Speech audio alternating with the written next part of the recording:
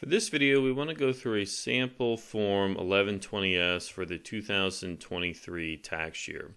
Now for this example, we're going to be working with a lawn care and landscaping business that was set up in 2022.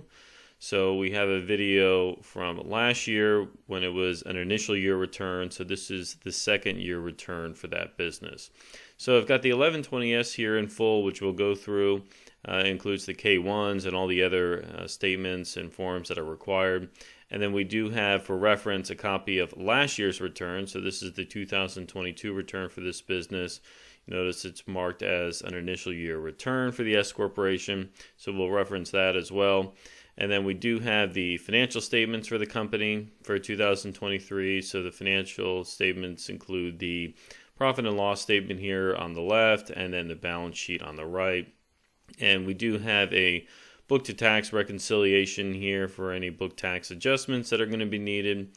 And then lastly, we've got just two slides here covering some background on what we're going to include, and then some details on the fact pattern. So if we start here, as far as what's going to be included, what we need to go through, we have, again, a Form 1120S for a second year corporation. So the initial year was in 2022. And again, we have a video for that, and I'll put a link to that below in the description.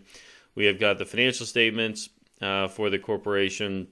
We are going to cover the Form 1120S pages 1 through 5, which are the basically base set of pages for every Form 1120S S Corp return. We've got 1125A for the cost of goods sold. 4562 is the depreciation schedule, and schedules K1 for each of the owners. We're going to have two owners, and then we'll talk about the QEI deduction that's reported on the return and the schedule K1s. We've got some separately stated items here. So the corporation does have some interest income, dividends, capital gains on the sale of stocks, non-deductible expenses. So all these are separately stated items on the K1. They're not included with ordinary income or loss. The schedule K2 and K3, these were added not too long ago, but most companies, if you have no foreign activity, you can qualify for this domestic filing exception, and so that's what we're going to claim for this return. If you are looking for some details on Schedule K2 and K3, we do have other playlists that cover those types of schedules. And then lastly, we have the basis worksheets for the shareholders and some elections that are included with the return. So the fact pattern for this company, again, very similar to last year, but a few things different this year that they didn't or they did have in the prior period. So just as a recap, we've got John Smith and Jane Doe. They're friends, and they partnered up in 2022 to start this business. They each own 50% of the company. Now, in 2022, John was the only person that was actively participating in the business. Jane was kind of just a business partner. But in 2023, she decided to take on a more active role, and so she joined the payroll. So now we've got two shareholders on the payroll. They were each paid a W-2 wage of $10,000 during the year. And during 2022, the corporation made no fixed asset purchases, so no new ones. All the equipment they had was purchased in 2022. The brokerage account shows some investment income, so we'll see that's reflected on the financial statements and the K1s. And as far as book tax adjustments, the company gave out some gift cards to two separate clients, appreciation for the business. And this is relevant because business gifts are deductible, but there is a cap on the amount of gift per person. And so we have a book to tax adjustment for some non-deductible portion of that contribution. Now in 2022, the company used a lot of non-dyed fuel for their lawnmowers for that off-highway use, and so they were eligible for a federal fuels tax credit on the 4136. But in 2022, they fixed their processes for buying this fuel, and then now they're only buying the federal tax-free, the dyed fuel for that off-highway use, so they don't need to claim the credit this year. So if you're looking for an example on claiming that federal fuel tax credit, go ahead and look at the 2022 example for this business. And the election, the de minimis safe harbor election, so they did buy some small tools and equipment, but nothing is being capitalized and depreciated. They're just expensing everything. All right, so let's have a look at the financial statements really quickly here.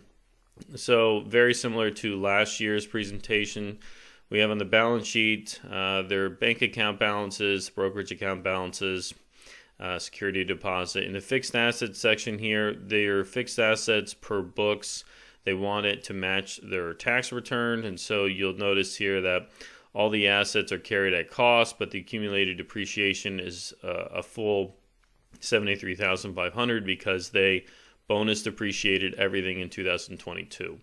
All right.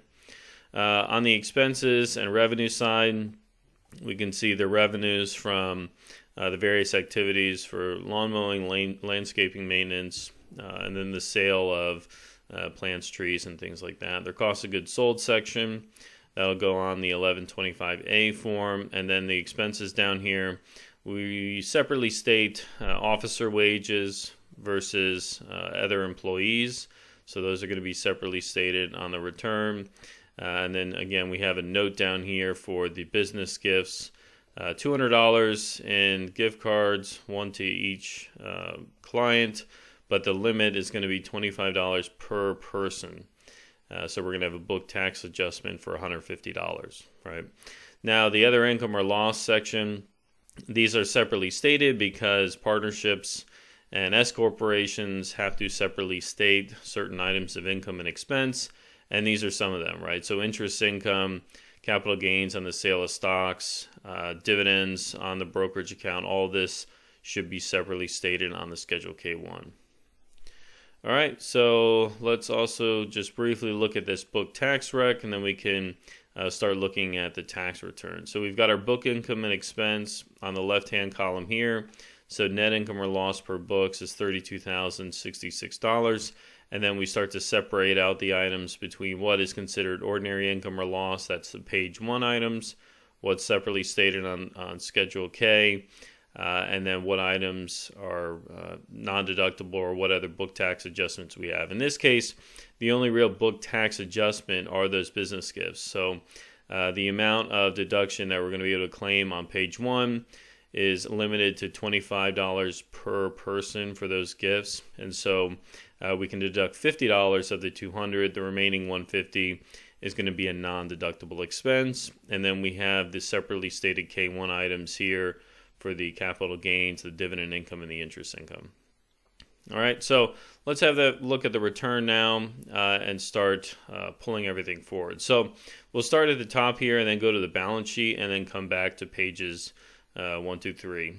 So the top section got the name of the company, the date the S election was effective, and then the business activity code that most closely resembles the activities of the business. We've got their EIN and the date that they were incorporated.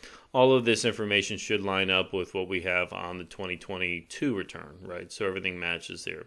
The one change up here is in item G, right? This is not a corporation electing to be an S corp beginning with this year, right? So we've got to know there, right? The S election was already in effect and we filed last year. So if we jump down to the balance sheet here on page 4. So beginning of year numbers, these would be carried forward from the prior year ending balance sheet per books. So if we look at last year's return, we can see start of the year, this was 0 because in 2022 it was the first year return. But our ending numbers, we've got cash, the security deposit, the brokerage account balance. We've got the amounts of fixed asset and the accumulated depreciation, all the other amounts down here, AP, credit card balances, loans on the vehicles, the equity section. So all these balances get carried forward to the beginning year book numbers for 2023. So all these line up. All right. And then the same goes for Schedule M2. So M2, if we look at 2022's ending M2, we've got a balance in column A for the AAA account here, minus $56,860. And so that number is being carried forward to the beginning of year balance in M2, $56,860. All right. So once you have those beginning of year numbers pulled through, then we can go back to page 1 and fill out the information for the current year ordinary income or loss. We'll want to use our Excel sheet that shows those book tax adjustments, if any. So if we're looking at total gross receipts here, $379,188, total cost of goods sold, $239,372, and so we can see those numbers reflected here. So our gross receipts, we don't have any returns or allowances, $379,188. The cost of goods sold, we do include a Form 1125A to provide more detail. So we've got cost of labor, so that's the contract labor and the employee wages, $96,220, and then all the other costs reported on in more detail on a statement that's attached. So statement 5, if we jump down to statement 5 here, statement 2, let's find statement 5.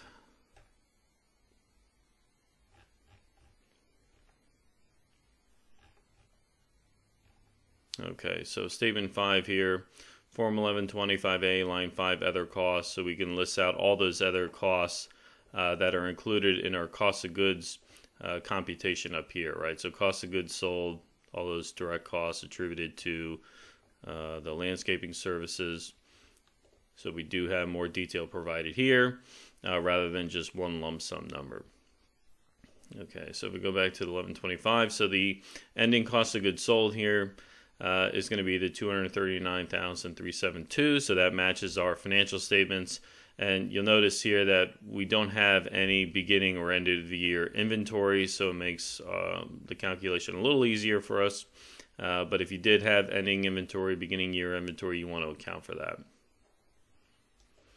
Okay, so the revenues, cost of goods sold, and then on to the other expenses. So compensation of officers, we had the $20,000 for officer wages, right? $20,000, $45,000 for office staff salaries, and then just populate all the other expenses. So $1,603 for repairs and maintenance, advertising $1,200, and then any other deductions you can include on line 20, but then also go ahead and attach a statement with more detail.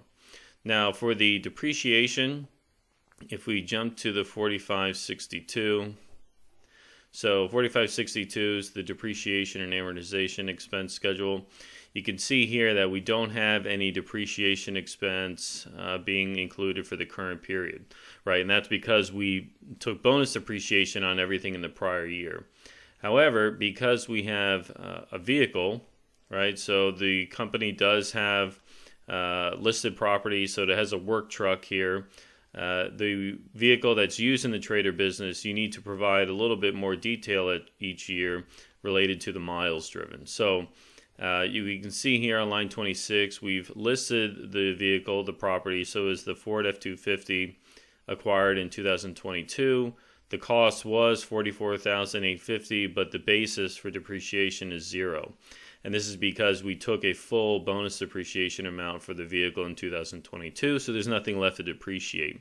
But in section B, all right, so section B, it asks us complete this section for vehicles used by more than a 5% owner. In this case, John and Jane do use the vehicle for the business, right? They actively participate in the business, so we should provide some more information on how many miles are driven. So total business miles driven during the year, let's say it was 61,000 and change, no commuting miles, and it was purely a work truck, so there was no personal non-commuting miles driven. And then answer questions 34 through 36. All right, so if we go back to page 1, so once we have our net ordinary income or loss, $31,941, that does reconcile with our book to tax reconciliation. So we can see here the ordinary income or loss, $31,941, and that's partly because we have not yet accounted for these other Schedule K items, which are separately stated. And we also have the non-deductible business gifts item. So now if we jump down to Schedule B, start answering some of these questions, and then we can get into Schedule K. So Schedule B, this should match up with what you had in the prior year, right? So the accounting method should remain the same. You can change it, but you often have to apply for a method change unless there's an automatic provision, but we're accrual basis taxpayer. Lawn care and landscaping is the product and services. None of these questions are yes answers, right? So we don't have any restricted stock, no outstanding warrants. We had no canceled debt income. We have no limitation on business interest expense that needs to apply. So the one questions we do have to answer as yes in the affirmative here are regarding 1099. So questions 14A and B, we did have payments made where 1099 filings were required. That's common, the 1099 NEC for non-employee comp. So we went ahead and filed those. Now, Schedule K, the pro rata share item. So the net ordinary business income or loss coming through from page 1, that's reported up here on line 1 of Schedule K. So there's that $31,941 figure again. All those other pass-through portfolio items, the separately stated items, can be reported lines 4 through 8A. So we've got the interest income, right? So we've got interest income here of 8, dividends from Robinhood, ordinary dividends, all of which are qualified, and then we have capital gains on the sale of stock. So if you receive the 1099 from broker, let's say it's Robinhood in this case, use those details to figure out what the gross sales proceeds are, what the cost basis is, and then input that information on the return. So in this example, we've got our interest income there. There's the $62 of dividends, all of which is qualified. And then the net long-term capital gain, the 205 figure, we should include an 8949 and the Schedule D. So if we look at the 8949 that's being included, let's say they sold this stock in their brokerage account. So it's XYZ company, date acquired, date sold, total sales proceeds, net costs, and so the net gain or loss is that 205 figure. And then ultimately that's just reported up on Schedule D, right? So Schedule D in Part 2, we have our $205 figure, and that net amount passes through to Schedule K for the taxpayer. So there's our 205 figure. All right, so we've got those portfolio items accounted for. In the international section, line 14, so this is where you would either attach Schedule K2 and provide K3s and then check this box, or if you qualify for an exception, you can leave this box blank, provide a note there, qualified for exception to filing the K2, and then attach a statement that explains why. So in our case, because we do qualify, we have no non-U.S. owners, we have no foreign activity, we're going to go ahead and attach these Schedule K3 notification statements to each K1. And so the language can be different, but the idea here is to communicate to the shareholders that the corporation has met the criteria for being exempt from K3 and K2, and it's because the corporation had no or limited foreign activity, and each of the shareholders is a U.S. citizen, resident, alien, or domestic trust. And so if you want a K3, the shareholders have to ask the corporation to prepare one and provide one, right? Okay, so that's the start of the Schedule K section, and then the last item are the non-deductible expenses. So line 16C, non-deductible expenses, we can see here that we've reported the $150. And again, remember, that's because of the business gifts. So you can certainly, as a business, pay for business gifts for, to clients or for referrals or things like that if it's truly just a gift. And you can take a deduction, right, for book purposes. That's generally permissible. But for tax purposes, remember, there's a limit. It's $25 per gift, $25 per person that you gave a gift to. So in this case, $100 gifted to each person. The limit on the deduction is $25, which means $150 is going to be a non-deductible item. And so that's being reported as non-deductible on line 16C. All right, so now we've got the balance sheet completed here, right? So we've used the end-of-year numbers for the balance sheet, cash, those other current assets, the buildings and other depreciable assets. So that's the lawnmowers, the trucks, everything remains fully depreciated. They have no new additions. They have no sales of those existing assets, so that remains unchanged. And then in the liability section, they've got their other current liabilities there for credit cards. Let's see what they've got here. So they've got payroll liabilities and the credit card balance, so $34.66, and then the updated end-of-year balances on the notes, right? So $57,585. They still owe on the trucks and trailers and other items.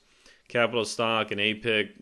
Generally, these amounts will remain the same at the start of the year, unless the shareholders contributed more capital. Let's say if the company needed money, they might have contributed more capital because they needed the cash. And then retained earnings at the end of the year is just that, right? It's a roll forward of retained earnings. So you have the big beginning year retained earnings plus the net income from the business for the period minus any kind of distributions. In this case, there were no distributions during the year, right? So they just had beginning of the year retained earnings, $56,860. Current year net income per books, $32,066. So if you combine these two amounts together, you get the ending retained earnings for the period of $24,794, and that's what's being reported there. Now, in this case, those numbers also reconcile with what we see in the M2. Now, that's not always going to be the case that they match up. If you have other items in columns B through D, you could have other adjustments that kind of throw that off a bit, but in this case, their AAA account here matches what we see on the retained earnings rolled forward. So they've got the $56,860 at the start of the year. There's the ordinary income coming through from page 1.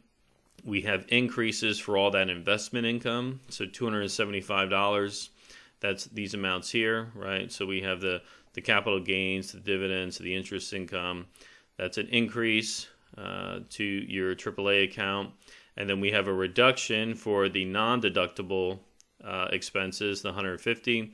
So when you net all these together, you get the ending balance for the year of $24,794, a negative $24,794. Now for the M1 reconciliation, as we saw on the book tax schedule here that we prepared in advance, the book to tax reconciliation, really only the one adjustment, right? We have a non-deductible expense. So we have an expense that was included in book income but cannot be deducted in computing taxable income for the corporation. So our net income or loss per books is $32,066. That's what we have here as our starting point, $32,666. And then we have an adjustment listed on line item 3, right? An expense that's recorded on books but cannot be included on Schedule K, lines 1 through 12 and 16F. So we've got our $150 adjustment there to get back to whatever the taxable income or loss is for the S corporation. Now, to be clear, because I see this mistake often made, there's some confusion.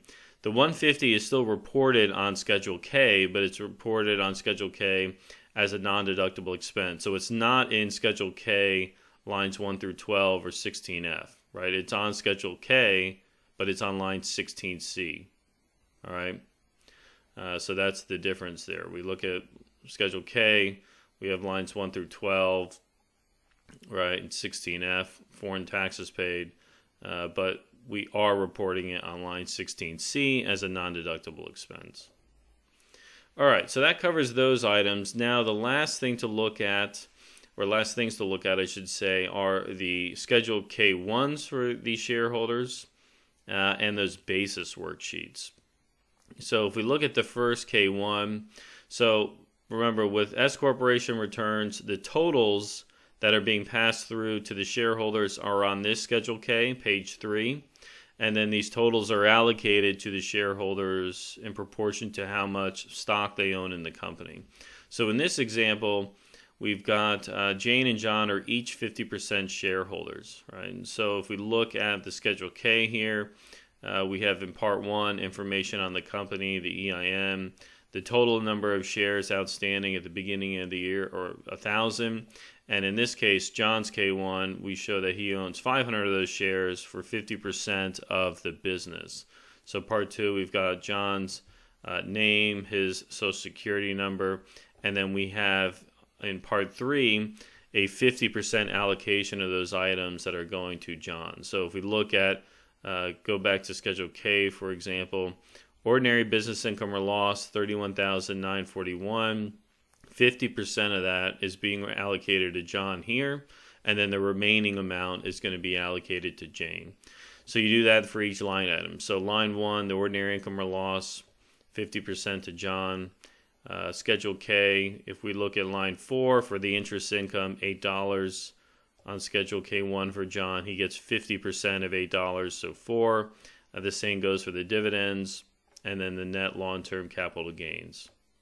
Now, if you have rounding issues, that's okay. That happens. So in this case, if there's a rounding issue, then just plug $1 to either shareholder just to make it balance. So it's okay if it's off by $1.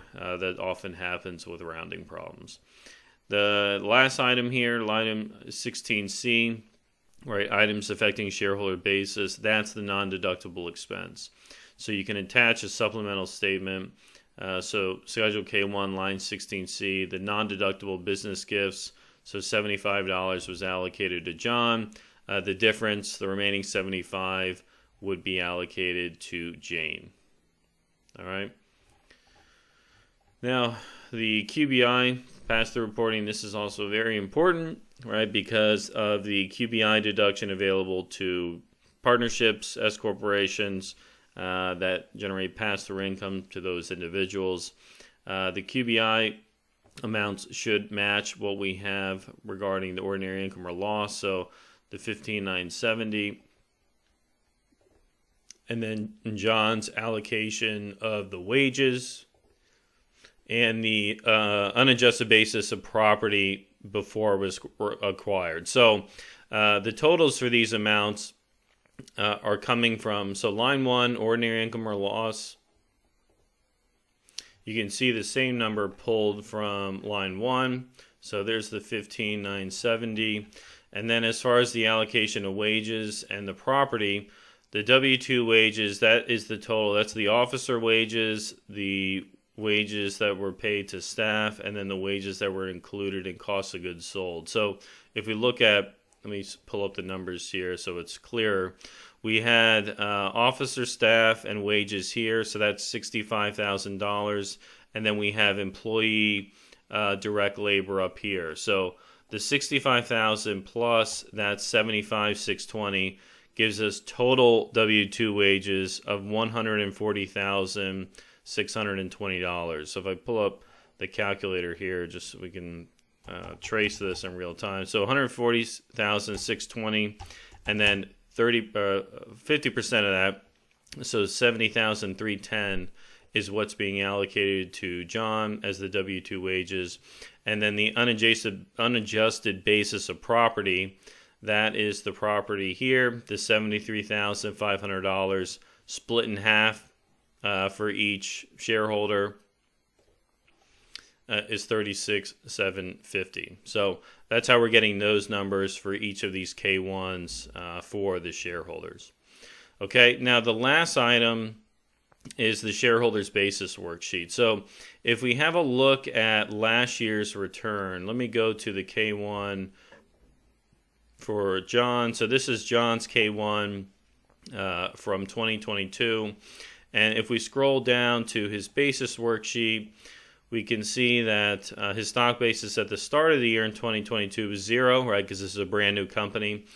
So we had increases to basis for capital contributions. He had some allocation of investment income, but the company overall took a loss in the first year, mainly because of that bonus depreciation. So at the end of the year for 2022, John's stock basis here, line 11, was 0 because he had an allocation of losses that exceeded his basis. And so what that also does is it creates a disallowed loss carryover. And that's the carryover reported down here on line 22. So the end of the year numbers here need to be rolled forward to 2023. So stock basis 0, debt basis 0, so total basis is 0 for John, but he has $18,430 of expense carryover because of that basis limitation. So when we look at his 2023 reconciliation, we can see here we're rolling forward a 0 basis again, because that's coming up from last year. The debt basis is also 0 because there's no shareholder loan. So line 12, we have a 0 as well. And then we have the loss carryovers, line 19, there's that $18,430.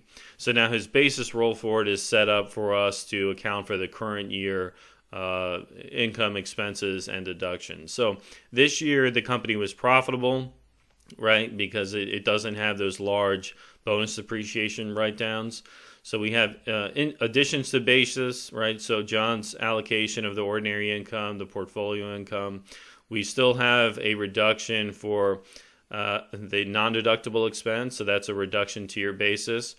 But now because he has some positive basis in the company, he can start to apply some of those losses.